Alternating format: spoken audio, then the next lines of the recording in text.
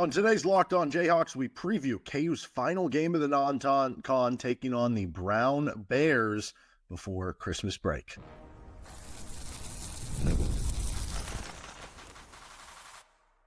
You are Locked On Jayhawks, your daily podcast on the Kansas Jayhawks. Part of the Locked On Podcast Network, your team every day. What's going on? Derek Johnson here. This is Locked On Jayhawks. Thank you for making it your first listen every day. Thank you to everydayers catching each and every show. We are free and available anywhere you get your podcast, and you can find us on our YouTube page where you can like and subscribe to the show. On today's edition of Locked On Jayhawks, we are previewing Kansas versus Brown, Sunday afternoon game for KU, final game before the break, final game before Big 12 play starts up for the Jayhawks. We'll get into the headlines, opponent scouting report, and matchups and players to watch for this game. On today's episode, we are brought to you by Game Time, which you can go to Game Time and get tickets to the KU Brown game. Download the Game Time app, create an account, and use code LOCKEDONCollege for $20 off your first purchase with Game Time. So Kansas takes on Brown.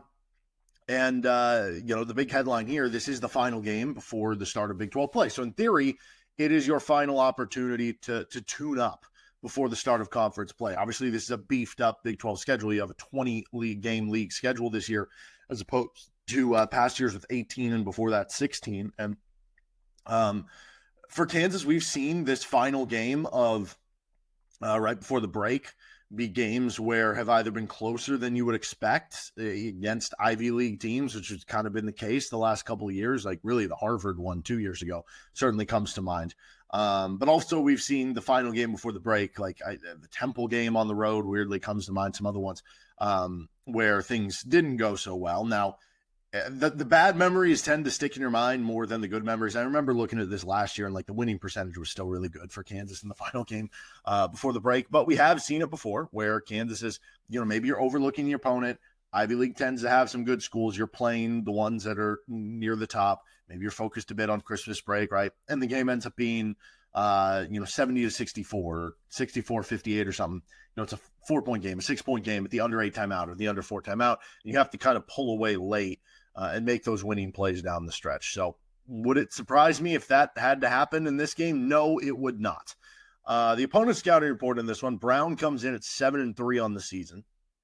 They are ranked in the top 170 on KenPom. They're ranked in the top 150 on Bart Torvik. Now, last season, this is a Brown team that worked their way into the Ivy League championship game and probably should have beaten Yale. Now, if you remember, Yale obviously upset Auburn in the first round of the tournament. Brown was up like 4 points or something with like 30 seconds to go in the Ivy League championship. I'm kind of spitballing on around what it was, but like they very easily could have won that. And they brought a lot back from last year's team. Did not carry over to the first 4 games of the year. They started the season 1-3 with losses to Siena, Maine, and Holy Cross. So, if you're Kansas, you're sitting there going, oh, okay, can we be as good as Siena, Maine, and Holy Cross? You would certainly hope so. But they have bounced back. They have won 6 straight games, most notably the last 3, which were against Vermont, Bryant, who is ranked top 200, so, okay. And then most recently was their most impressive win. That was against Rhode Island in double overtime. Now, Rhode Island is ranked in the top 100, just barely on KenPom. So, that's a solid win for them there. But obviously, none of those teams they've played to this point come to the caliber of what Kansas is. So how are they going to respond to that? When you look at the personnel for Brown, they basically use 4 guards for 3 spots. I don't mean they're playing 4 guards necessarily. I mean they're playing... It's basically 4 smaller guards who rotate between the 1, 2, and 3. So Kino Lilly is, great name there. He is a super dynamic scoring guard, 6 foot, 165 pounds, not the biggest guy in the world, but he averages over 20 points per game, just under 4 assists per game. And he shoots high volume of threes. He shoots high efficiency from 3. He is 40 of 90 from 3-point range so far this season. That equates out to being 44% from 3-point range. So high volume, high efficiency.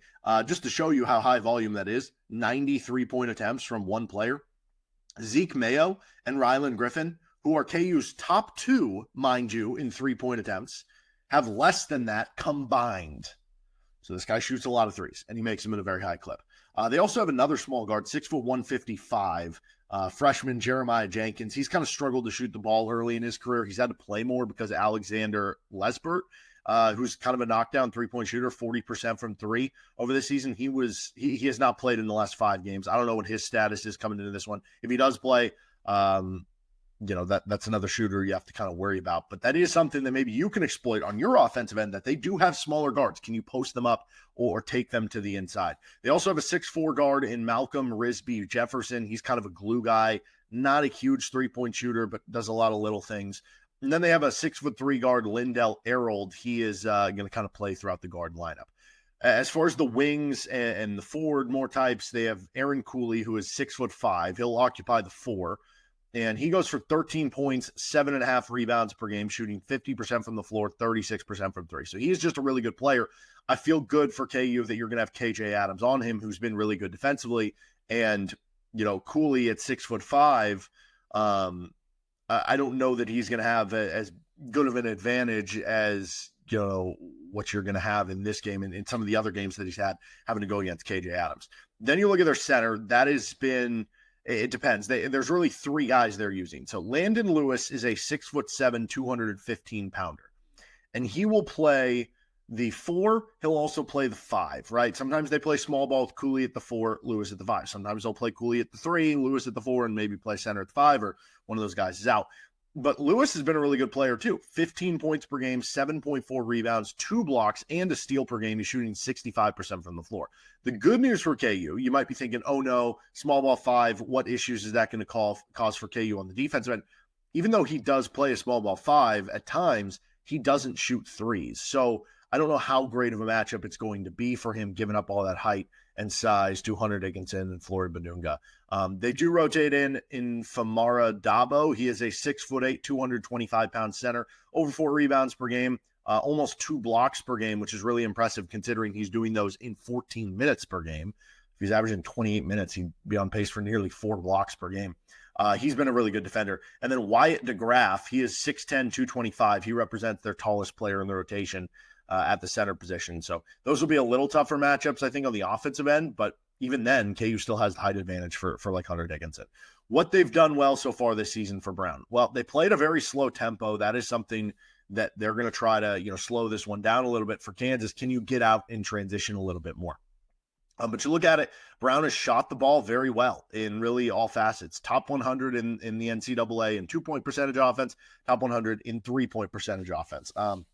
They get a solid rate of 3 balls that come up, so they're shooting them at a high rate. And when they have enough shooters as they have, like, that can be dangerous on a night-in, night-out basis. Overall, they are top 70 in effective field goal percentage. So this is an efficient offense.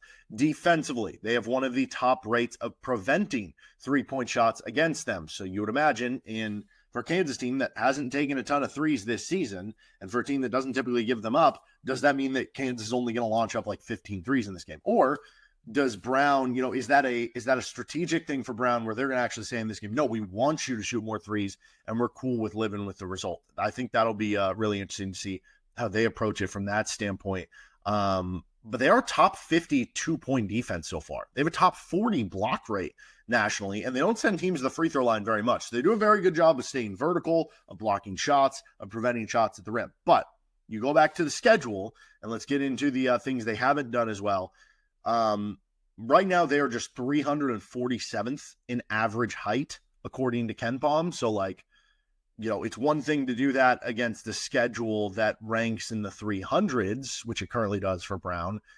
What is that going to look like against the length and athleticism of Kansas? They don't go to the free throw line a ton. They haven't shot well from the free throw line, oddly enough, below 65%, which is really bad. They get shots blocked a lot, so maybe a good opportunity for Flory, Hunter, KJ to get some blocks. They're a bad defensive rebounding team, so opportunity for KU to get offensive rebounds. Again, hasn't been great there. They also haven't played a top 50 opponent or a power 4 opponent this season. And I just mentioned the schedule. Some of those numbers we just went over could be inflated a bit because of that. So I don't know how they're going to respond to more length, to more athleticism, to more height, to the Allen Fieldhouse crowd. Like, those are all questions you can have coming into this game. Now, as far as the importance of the game, go into the break on a winning streak, continue improving, continue to figure out your rotations, right? I mean, it'd be nice if AJ Storr and or Ryland Griffin go into the break feeling good about the performance. Now, I say that, And you can't view it as gospel because I don't know if many people remember this. Nick Timberlake went into the break with 13 points on a 5 of 10 shooting night. And kind of the question was, okay, is that going to be the start or something for Nick Timberlake? And we kind of know the answer to that one. So it's not the be all end all, but still, I'd rather have it happen than not have it happen if you're giving me the options. All right, let's get to our matchups of the game, players to watch. This is Locked On Jayhawks. Our episode of the show is brought to you by Rocket Money. Did Rocket Money help you find any subscriptions you forgot about or that you were paying for twice? Well, it happens to a lot of people, and you might have some subscriptions that you didn't even realize you were paying for. Rocket Money makes it so easy to track them all down. It's like having a personal assistant for your finances. Rocket Money is a personal finance app that helps you find and cancel your unwanted subscription. It monitors your spending, helps you lower your bills so you can grow your savings. It brings everything together in one place, whether it's subscriptions, your spending habits, or even the goals you want to hit this year. Rocket Money has over 5 million users and has saved a total of $500 million in canceled subscription savings. Members up to $740 a year when using all of the app's premium features. Cancel your unwanted subscription and reach your financial goals faster with Rocket Money. Go to rocketmoney.com/locked on today. That's rocketmoney.com/locked on today. rocketmoney.com/locked on. Our episode is also brought to you by Game Time, which is focused on togetherness this holiday season, which can come in a lot of different ways. It might mean getting together for a family get-together. It might mean getting together at a live event. And that experience can be just so much better when you have the right people around you. Well, Game Time also has a new ticket feature called Game Time Picks that makes getting tickets for live events even easier for you and a big group of people. Game Time Picks filters out the fluff to show you only incredible deals on great seats so you don't have to waste time searching through thousands of tickets. You get seat views where you can get a panoramic view from your seat in the app before you even buy. So take the guesswork out of buying tickets with Game Time. Download the Game Time app. Create an account and use code LOCKEDONCollege for $20 off your first purchase. Terms apply. Again, create an account and redeem code LOCKEDONCollege for $20 off. Download Game Time today. What time is it? Game time. Continuing on, thank you for making Locked On Jayhawks your first listen every day. Don't forget to check out Locked On College Football, Locked On College Basketball for your second listen. Let's get to our matchups of the game. Matchup number 1, heat up their guards and force turnovers. So Brown this season is 0-3 when they have a turnover rate of 18% or higher. They're 7-0 when it's under that mark. Now, Kansas, to this point in time, hasn't been like an elite, turnover-facing defense so far. They're 173rd in the country. That is, I guess you could say, slightly above national average, but their turnover rate defense at being basically average is 17.7%. So you're not far off from that number that has caused Brown a lot of problems.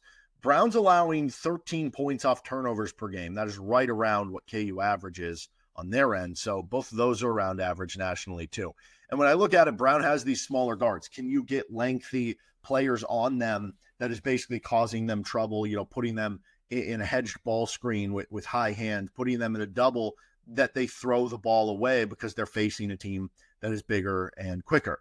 And, you look at it, Kansas so far, they've been above average in steal rate nationally, but I look at it, and to this point, for Brown, their two leaders on the Bears in turnovers per game are their point guard, who's guarded by DeJuan Harris, who's KU's best at getting steals, and their four-man, who's going to be guarded by KJ Adams, who has been, I don't know, you can argue KJ's been KU's best defender to this point in time, right? It would either be KJ or DeJuan. So maybe that is a good avenue for Kansas being able to do just that, and it would allow you to get out in transition against a team who wants to slow it down a little bit more. Number 2 is crash the offensive glass. Brown sends numbers back in transition, like they're more focused, going back to the idea of wanting to slow the game down. They're not going to send a lot of numbers for, like they're going to put people back because they want to try to prevent that transition scoring. So for Kansas, you might end up in the half court a little bit more in this game than some other games. And one way to increase your production and efficiency on the offensive end of the court, if it is more in the half court, is get offensive rebounds. It's get extra possessions. And then the beauty of offensive rebounds too is it's not just that you got yourself an extra shot. It's that a lot of times you're grabbing an offensive rebound by the rim, right?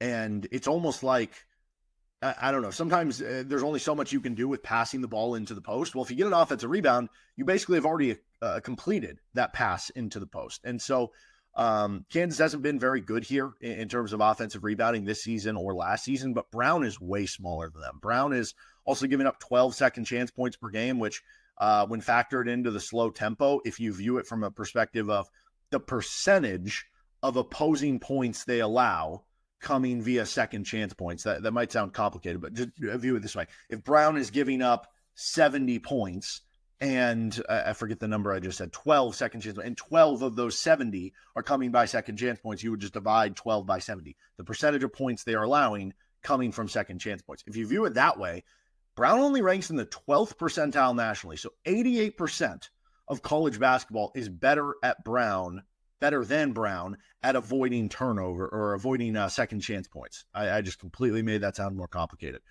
Point being, bottom line, KU's got to feast on the offensive glass. KU has to be able to show they can do it against a team like this. They didn't do it as much against NC State. Can you do it against Brown? Number 3, guarding the corner from three-point range. Brown has been a good three-point shooting team, and they take them at a high rate. But specifically when you're looking at where they're taking them from, Brown takes corner threes at a 93rd percentile rate nationally. So that is one of the highest rates that you're going to come by in the country. They're also shooting corner threes at an elite level. They're shooting corner threes at 42% so far this season. That ranks in the 85th percentile. Now, Kansas has allowed a slightly above average amount of shots from the corners, but teams have only shot 28% from three against KU in the corners. Is that indicative that Kansas has done a good job there? Is that indicative that Kansas is a bit fortunate? If it is the latter, this becomes a scary matchup for KU that could be a reversion type game. If it's the former, then that works into KU's favor. Let's finish up here. Players to watch with our player matchup and height on the go-off meter. We'll get to that next with Locked On Jayhawks. Our episode of the show is brought to you by the College Football Playoff on TNT. It's that time of year. College Football Playoff is back, and with the newly expanded 12-team format, it is guaranteed to be bigger and better than ever, bringing you all new, hard-hitting, and high-flying excitement that you love. TNT Sports coverage of the College Football Playoff begins December 21st. That's coming up, starting with the College Football Playoff kickoff show presented by AT&T at 11 a.m. Eastern, 10 a.m. Central. Leading into the first matchup, the Southern Methodist University Mustangs battling the Penn State Nittany Lions. That'll be at 11 Central, noon Eastern.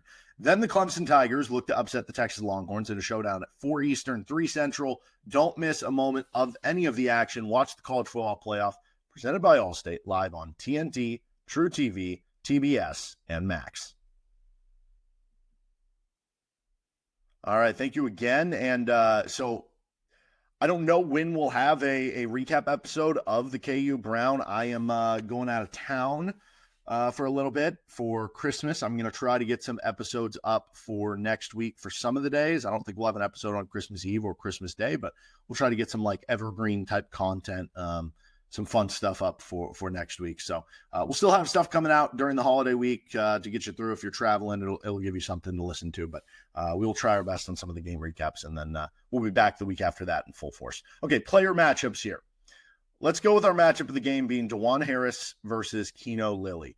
We mentioned Kino Lilly averaging over 20 points per game. He's been outstanding for Brown to this point in the season. Dynamic scorer.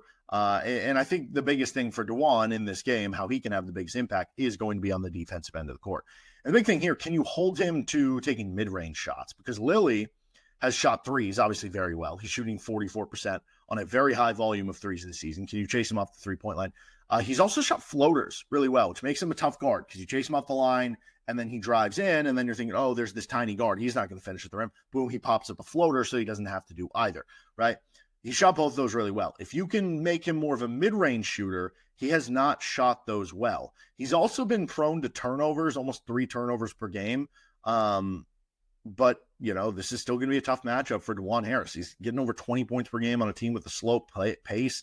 He's shooting 50% on corner threes. He's been also elite at drawing fouls. So that'll be something Kansas needs to avoid. He's also, here's the other thing, you have to guard him from the half-court line. He is shooting 36% from 3 on 25 or longer feet threes. So, he can shoot them from really deep. Now, at the other end, what adds to the intrigue of this matchup, Lilly has not been a very good defender so far this season. You look at some of the metrics, you look at Evan Miyakawa's site, you look at some of the on-off ratings. He hasn't rated super well on the defensive end, and obviously not the biggest guard. DeJuan isn't the biggest guard that he can like overpower him though either, but DeJuan maybe a little bit longer. Can he take advantage and have a good offensive performance to counter Lilly a little bit? But again, the most important thing will be DeJuan on the defensive end of the court. Okay, high on the go-off meter, we're going to go with Hunter Dickinson. I would also add Flory Badunga here. Obviously, you never know what fully the role is going to be for a bench center, but with Hunter, I know when you look at it, like Brown has a good 2-point defense. They have a good block rate. You look at those things. But they've done it against the 356th toughest schedule in the country, according to KenPom. It is just different in this one. They are one of the shorter teams in the country, right? You're playing mostly 6'5", 6'7", or 6'7", 6'8" at the 4 and 5, and I just think that Hunter should be able to dominate. Now, you could say, what if they double team Hunter? Okay, but we just saw a last game, where Hunter Dickinson had 7 assists to 0 turnovers. He also had over 20 points, but he had 7 assists to 0 turnovers. So it's not even that Hunter is going to end up with 25 in this game. It might be 15. But what if he ends up with 15 points, 14 rebounds, because they're not a great rebounding team, and he does have 6 more assists because he's able to pass out of these doubles, and we see more of that 2-man game with Zeke Mayo and Hunter Dickinson. I think Hunter is set up to have himself a big game against Brown. And then, like I said, I think when Flory's in there, right, you look at it, there's some opportunities on the offensive glass. There's some opportunities to block shots. I think I view him as being somebody who's really going to thrive in both those areas. All right, that'll do it for this episode of Locked On Jayhawks. You can find our show anywhere you get your podcast, including on our YouTube page. Again, we'll have some content for you, maybe a recap, but at the very least, we'll see you at some point during Christmas week, and then back at it full week after that. See you then on Locked On Jayhawks.